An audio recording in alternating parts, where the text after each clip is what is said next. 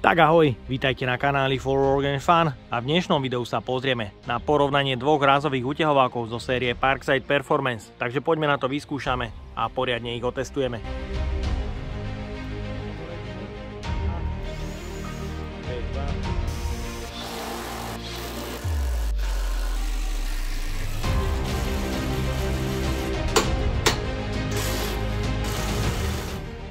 Malý kompaktný rázový uťahovák Parkside Performance vo verzii PDSSAP 20 LI B2 sa mi konečne dostal do dielne na recenziu vďaka fanúšikovi, ktorý mi ho zapožičal. Je donesený z Čiech, jeho cena bola niekde okolo 1800 korún českých a na Slovensku zatiaľ nie je dostupný, takže ďakujem za zapožičanie. No a v dnešnej recenzii sa pozrieme na zmeny vo verzii B2 oproti predchodcovi, ktoré sú viditeľné. Je tu rozdiel v hmotnosti, v rozmeroch, samozrejme je tu vylepšené upínanie, jeden režim navyše, ale pozrieme sa, či jeho maximálna sila 226 Nm ostane zachovaná a ktorá z týchto verzií bude výkonnostne lepšia. Takže poďme na to, porovnáme ich a ktorý z týchto dvoch rázových uťahovákov bude víťazom, pôjde následne do porovnávačky proti profesionálnemu Milwaukee Metabu a taktiež hobby rázovému uťahováku značky Graphit. Takže poďme na to, porovnáme ich. V kufríku je dostatok miesta pre uloženie dvoch 8Ah batérií, samozrejme nabíjačky alebo tretej 4Ah batérie. Rázový uťahovák ale musí byť uložený tým spôsobom, že sponu pre upevnenie na opasok namontujete na opačnú stranu. Je tu miesto pre osadenie spony a tým bez problémov rázový uťahovák zavreš do kufríku pre transport. Ak je spona na opačnej strane, je vidieť, že kufrík sa nezatvára ideálne. O výkon obidvoch verzií sa stará výkonný brushless motor s maximálnou silou u obidvoch modelov 226 Nm, otáčky 3600 a 4300, takže to je nezmenené. Samozrejme, konštrukčne je tu menší motor a samozrejme menší úderový mechanizmus. Jeho dĺžka je 118 mm a predchádzajúci model viac ako 155 mm. A 1081 gramov. Verzia B2 1029 gramov. Rozdiel v hmotnosti je iba 50 gramov, ale je tu robustné zmenšenie vo verzii B2, čo určite chválim. Rovnako je tu zmena upínanie pre nástroje s rozmerom 6,35 mm, kde vo verzii B2 byt vložíte len takýmto vložením a uvoľníte ho potiahnutím poistného krúžku. Tu musíte vložiť byt potiahnutím, vložením a odobrať rovnakým systémom. Je to samozrejme výhodnejšie u B2, pretože v A1 byty niekedy vypadávajú z upínania. LED pracovné osvetlenie má oneskorené vypnutie u obidvoch modelov. LED pracovné osvetlenie vo verzii A1 vytvára niekoľko tieňov a je podľa môjho názoru slabo viditeľné.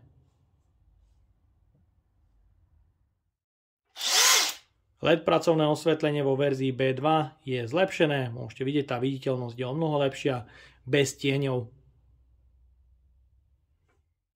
B2 až 4 režimy, 120, 150, 190, 226 Nm. Je tu zväčšené tlačítko pre zmenu režimu a ciferník s navolením režimu je pod plastovým sklíčkom, čo určite chválim. Je ale viditeľnosť navoleného režimu veľmi, ale veľmi slabo viditeľná. Na slnku takmer vôbec. V predchádzajúcej verzii to tlačítko bolo menšie, to podsvietenie, ale môžete vidieť, bolo spravené krajšie. Na druhej strane ale je vidieť, že je to len nálepka, ktorá sa už časom odliepa. Pozrieme sa aj na reakciu spínača obidvoch verzií. Verzia A1 reaguje na spínač vynikajúco aj po odobratí batérie. Verzia B2 môžete vidieť, ak chvíľku stroj postojí, reakcia spínača je nulová. Je potrebné tlačítko stlačiť na zhruba sekundu a až potom sa rázový uťahovák zopne. Teraz už tlačítko reaguje vynikajúco a je extrémne citlivé. Reaguje už po krátkom stlačení. Ak ale vyberiete batériu, je to rovnako bez odozvy a je znova potrebné to tlačítko zadržať nejakú tú sekundu. Pozrieme sa aj na hlučnosť a otáčky obidvoch verzií, kde hlučnosť je samozrejme jemne bezpredmetná, pretože ak sa neaktivuje úderový mechanizmus, tá hlučnosť je samozrejme nižšia.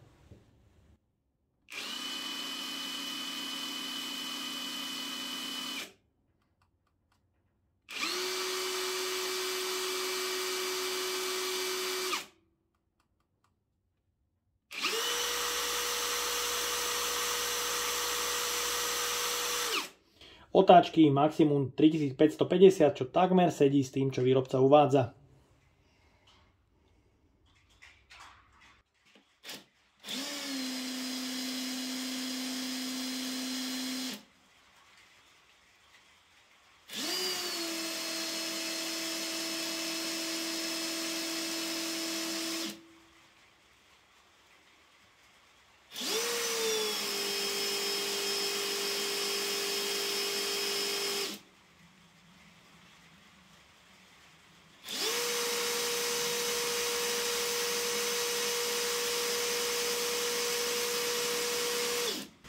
Otáčky na maximum sú vo verzii B2 jemne nižšie. Pre porovnanie rázových úťahovákov som si pripravil batérie zo série Performance 4 Ah a 8 Ah. Začíname testom verzie B2, kde odskúšame prvú, druhú, tretiu a štvrtú rýchlosť na skrutkovaní do mäkkého smrekového dreva.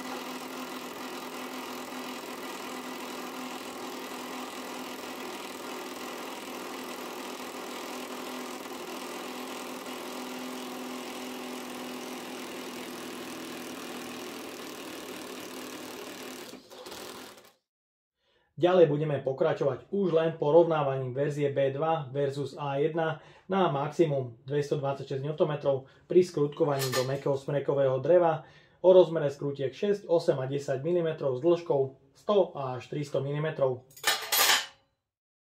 Režim 120 Nm, 8 Ah a batéria.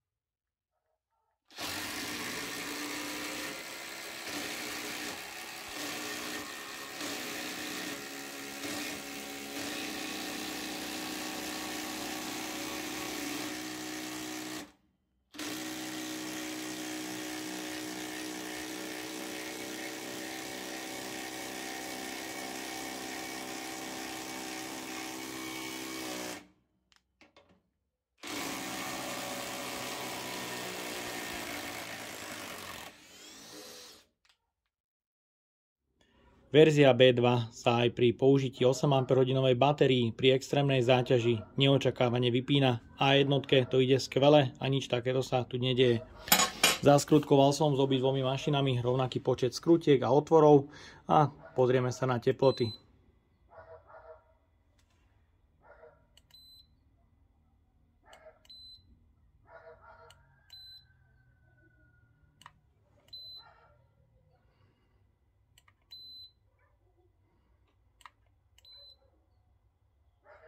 Je vidieť nižšie teploty u verzie A1, čo je určite lepšie.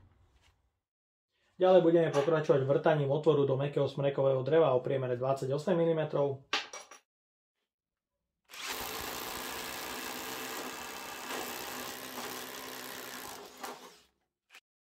Ďalej porovnáme rýchlosť vrtania do ocele o priemere 10 mm.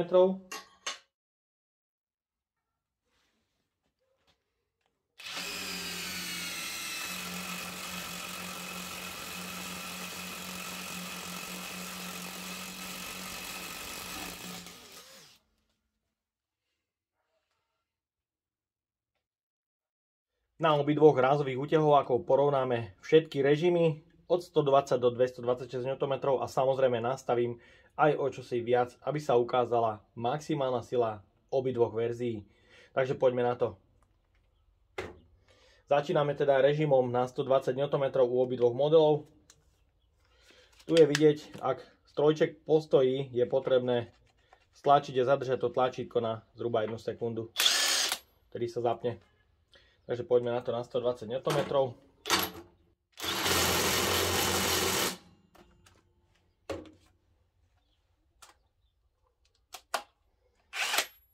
Tu mám taktiež nastavených 120. Na momentovom kľúči nastavujem 120 Nm. Malinké dotiahnutie tam určite bolo. A aj tu. Teraz vyskúšame tie skrutky povoliť.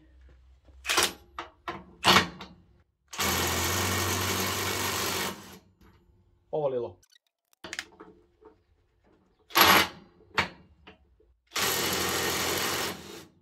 Myslím, že ten čas povolenia režimu 120 Nm u obidvoch modelov rovnaký. Teraz nastavujem 150 Nm.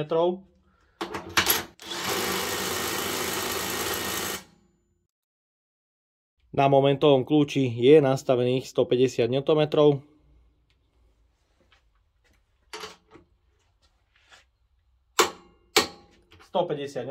Tam je. Ďalej pokračujeme režimom 180 Nm.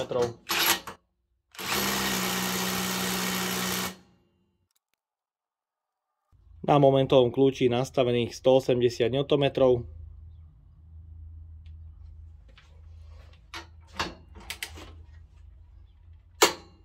Na tej skrutke je podľa môjho názoru aj viac ako 180 Nm. Teraz vyskúšam obidve skrutky povoliť. Krása, za chvíľočku. A tu je režim 150, vyskúšame povoliť. Paráda, paráda. Pokračujeme režimom 190 Nm. Tu je vidieť, už rázový úťahovák začína vypínať. Na momentovom kľúči nastavených 190 Nm.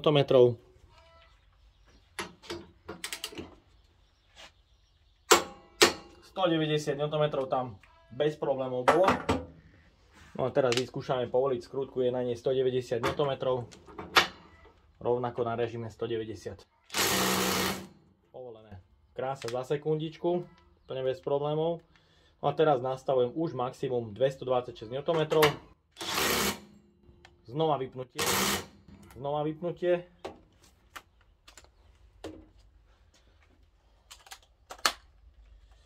A aj na druhej verzii A1 nastavujem 226 Nm.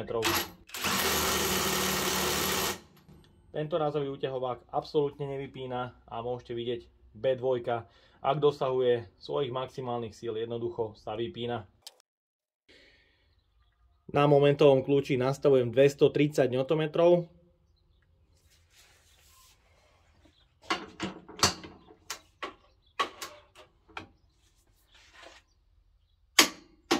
Jemné dotiahnutie na tej skrutke určite bolo.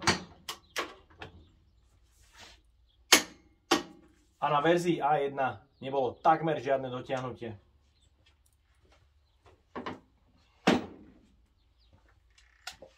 Teraz vyskúšam obidve skrutky povoliť. Je na nich 230 Nm. Nádhera, povolené za sekundu.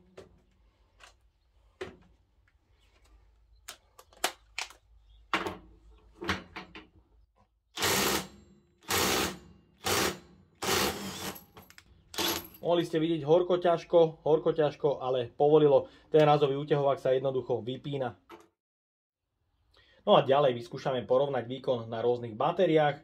Začíname štvorkou Performance a samozrejme 8 Ah batériou Performance, ale nastavíme už 300 Nm na každú skrutku. Takže poďme na to.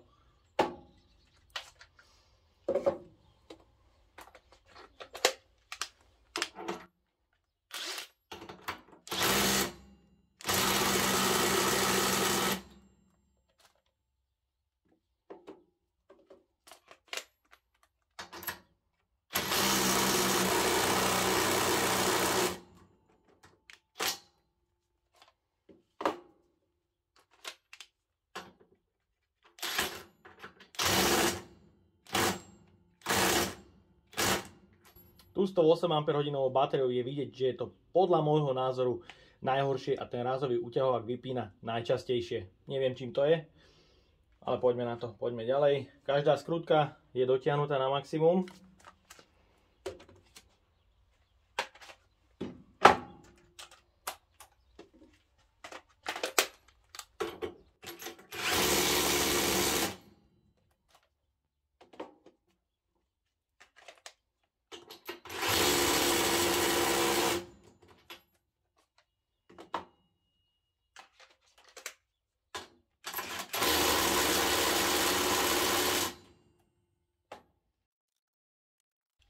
Na momentovom kľúči nastavujem rovných 300 Nm.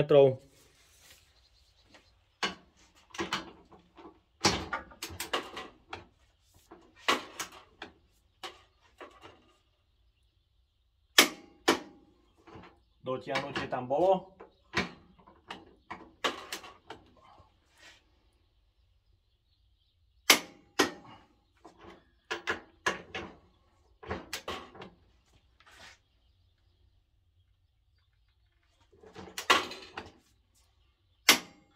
Zdá sa, že na tej 8 Ah batérii bolo najväčšie dotiahnutie u verzie B2.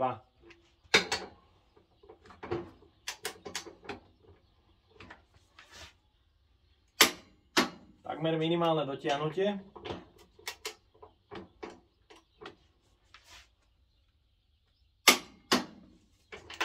Na Performance 4 Ah taktiež minimálne dotiahnutie. A na 8 Ah batérii taktiež len minimálne dotiahnutie.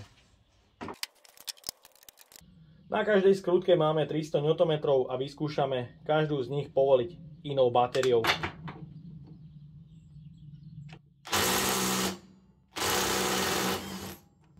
Mohli ste vidieť, 300 Nm povolil, ale s jedným vypnutím.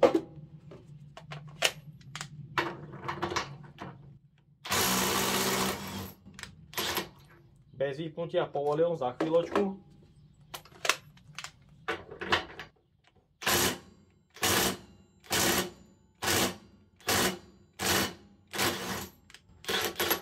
Neviem, čím to je, ale 8 Ah batéria tu vo verzii B2 nerobí dobrotu. Je vidieť, že rázový úťahovák sa veľmi často vypína.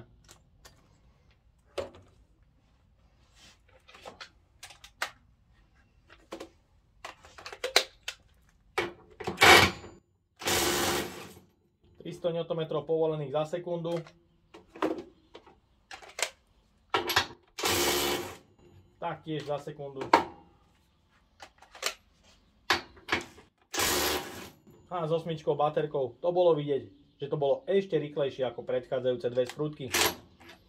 Teraz na tieto skrutky nastavím už maximum 350, pretože M16 podľa môjho názoru nezvládne väčšiu silu a nechcem pretočiť závity. Posledným nastavením bude 350 Nm pre každý razový úťahovák a samozrejme každú batériu.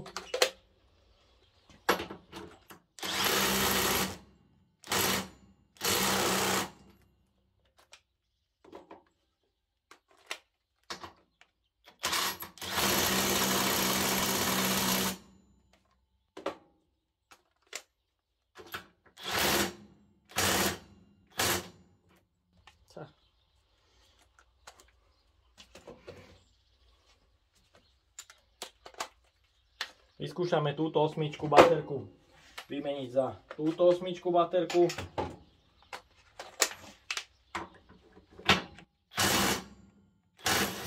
Je vidieť rovnaké vypnutie. Takže nie je to v batérii.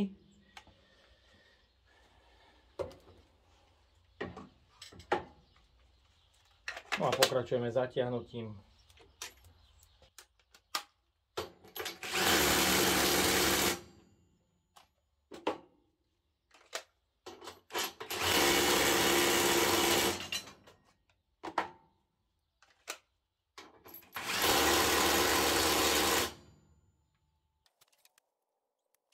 Na momentovom kľúči nastavujem už maximum 350 Nm.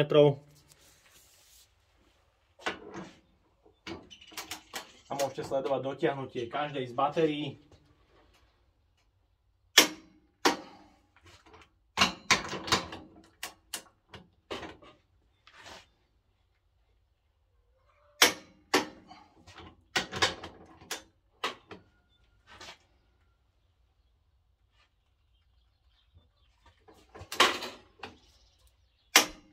Znova je vidieť na 8 Ah batérii najväčšie dotiahnutie skrutky.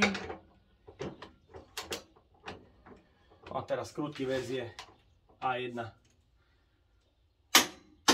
Len minimálne dotiahnutie.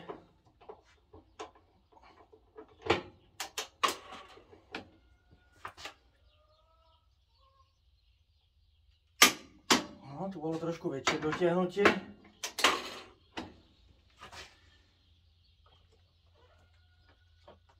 Aj tu je celkom veľké dotiahnutie. Na každej zo skrutiek je 350 Nm a vyskúšame každú z nich povoliť inou batériou.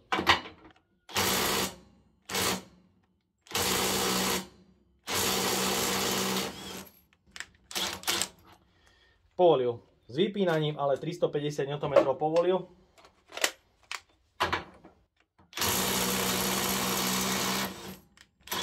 S touto štvorkou Performance baterkou ide podľa môjho názoru verzia B2 bezproblémovo, takmer bezproblémovo a najlepšie.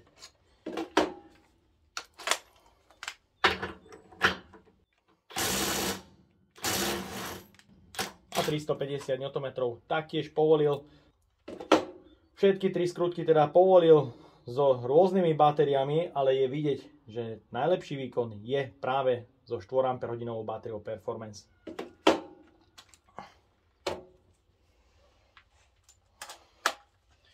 No a tu, podľa môjho názoru, to už je jasné a myslím, že tento razový úťahovák povolí všetky skrutky, ktoré sú dotiahnuté na 350 Nm bez akéhokoľvek zaváhania.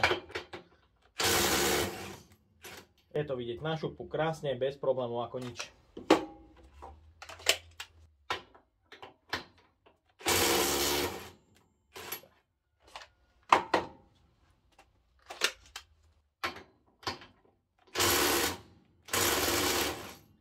Tu na tej 8 baterke už bolo vidieť vypnutie, ale povolil tú skrutku. Pozrieme sa aj na teplotu po rovnakom počte povolenia dotiahnutí skrutiek. Verzia A1, priemerná teplota niekde okolo 27 stupňov a verzia B2, tu už teplota skôr k 30, ale nie je to veľký rozdiel. Teraz môžete vidieť na metrických skrutkách je teplota plus minus 3 stupne. To je v pohode. Ale na skrutkovaní do mäkkého smrekového dreva, kde ten čas zaťahovania bol samozrejme dlhší, tá teplota jednoducho u B2 vystúpila o 15 stupňov viac ako vo verzii A1. Porovnanie dvoch verzií rázových úťahovákov zo série Parkside Performance máme za sebou a z neho je zrejmé, že výkonnejším, stabilnejším a rýchlejším je verzia A1, ktorá podávala po celý čas lepší výkon s 8 Ah batériou. Taktiež ste mohli vidieť porovnanie rôznych batérií, kde stále dominuje verzia A1.